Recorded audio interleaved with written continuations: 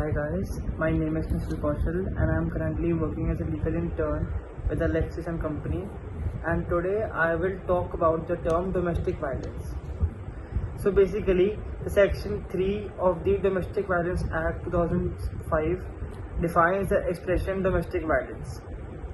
Domestic violence means any act, omission or commission to conduct of the respondent which harms or injures or endangers the health, safety, life, limb or well-being of the aggrieved person, or tends to do so, or harasses, harms, injures or endangers her to meet any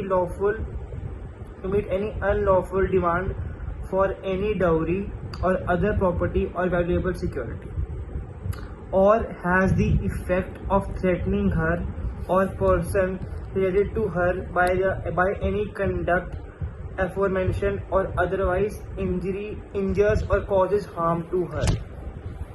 It includes physical abuse, sexual abuse, verbal and emotional abuse, and economical abuse. So basically, what is physical abuse? Physical abuse means any act or conduct which is of such a nature as to cause bodily pain, harm or danger to life, limb or health, or impair the health or development of the aggrieved person, and includes assault, criminal intimidation and criminal force. So basically, some of the examples of the physical abuse are beating, slapping, hitting, biting, kicking, punching, pushing, etc., or causing bodily pain or injury in any other manner. Now the second comes sexual abuse. So basically, sexual abuse includes any conduct of a sexual nature that abuses, humiliates, degrades or otherwise violates the dignity of a woman. The following are the instances of a sexual abuse. First, forced sexual intercourse. B, forces you to look at pornography or any other obscene pictures or material. C, forcibly using you to entertain others. D, any act of sexual nature to abuse, humiliate or degrade you, or which is otherwise violative of your dignity, or any other unwelcome conduct of sexual nature. And the last comes child sex abuse. Now what is the verbal and emotional abuse?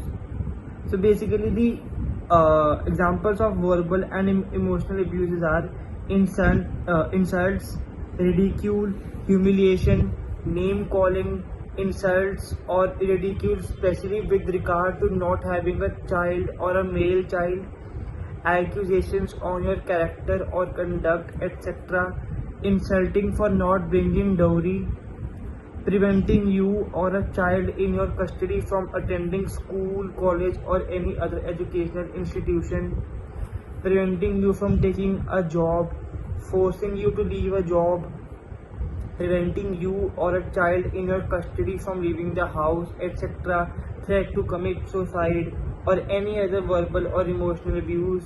These all comes under verbal and emotional abuse. Now the last comes the economic abuse. So basically, the economical abuse includes deprivation of all and any economic or financial resources to which the aggrieved person is entitled under any law or custom, whether payable under an order of a court or otherwise, or which the aggrieved person requires out of necessity, including but not limited to household necessities for the aggrieved person and her children. If any, the Stridhan property jointly or separated owned by the aggrieved person, payment of rental related to the shared household and maintenance.